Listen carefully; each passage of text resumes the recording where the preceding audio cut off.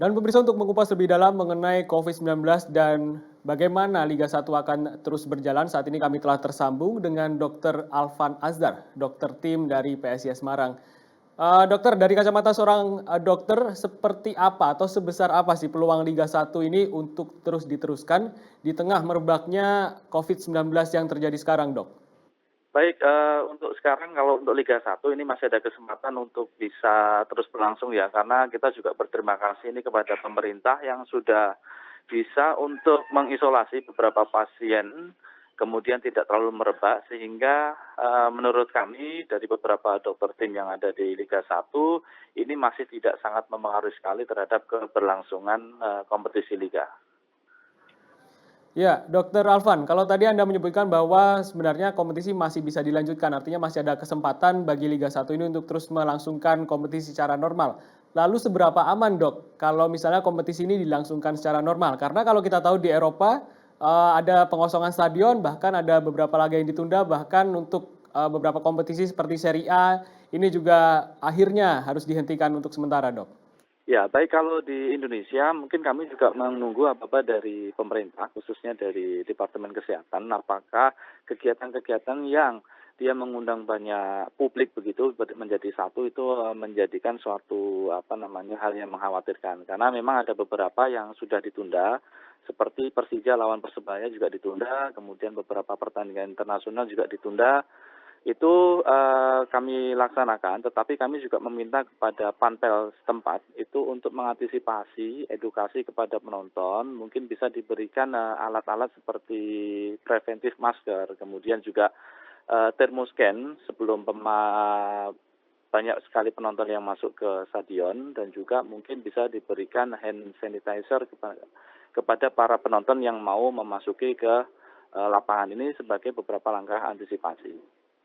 Untuk langkah-langkah seperti ini apakah sudah ada komunikasi, dengan dokter tim terutama dari klub-klub lainnya untuk, mendapatkan hal-hal seperti ini SOP-SOP yang biasa memang, dilakukan selama COVID-19 ini merebak, Dok? Ya, jadi kami memang ada beberapa komunikasi dengan teman-teman yang tersebar di Liga 1 maupun Liga 2, khususnya untuk penanganan ini. Kemudian kami juga himbau kepada panpel, khususnya untuk bisa menerapkan metode ini.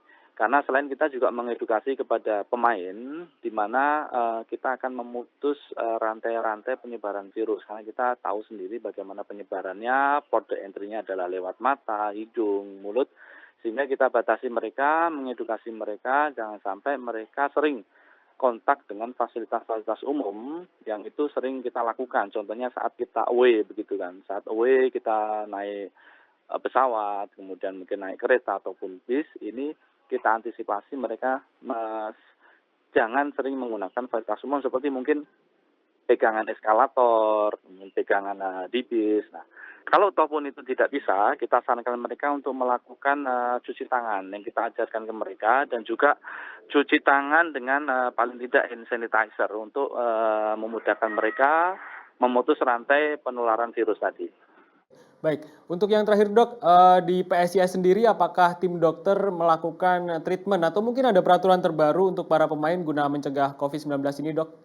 Iya, kami lakukan edukasi bagaimana virus ini bisa menyebar, menular begitu kan. Kita edukasi mereka, kita memberikan masker mereka saat mereka melakukan away tour begitu, kemudian cara cuci tangan, kemudian bagaimana mereka jangan sering menukar alat mandi, menukar apa namanya alat makan, kemudian bagaimana kita berpergian seharusnya memakai apa namanya masker, kemudian cuci tangan, ini kita beritahukan kepada mereka. Terus terlebih kita juga menjaga kesehatan mereka ya lebih intens ya. Jadi kalau ada apapun terkait mungkin gejala seperti demam atau batuk pilek, mereka segera memeriksa ke kita. Jadi langkah antisipasinya kita sudah lakukan di awal.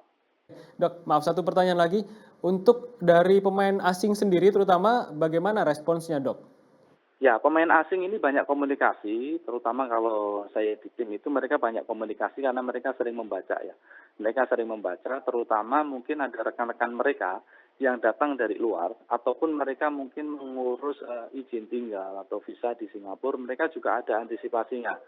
Eh, Ketika mereka ada keluhan sedikit pun mereka langsung telepon gitu. Mereka mungkin langsung WhatsApp kita apa yang terjadi, kemudian bagaimana antisipasinya, apakah suplemennya, mereka kita berikan, selalu kontak, itu salah satu langkah awal yang tepat. Oke, baik. Terima kasih Dokter Alfa Nazar atas waktunya. Selamat kembali bertugas, Dok. Ya.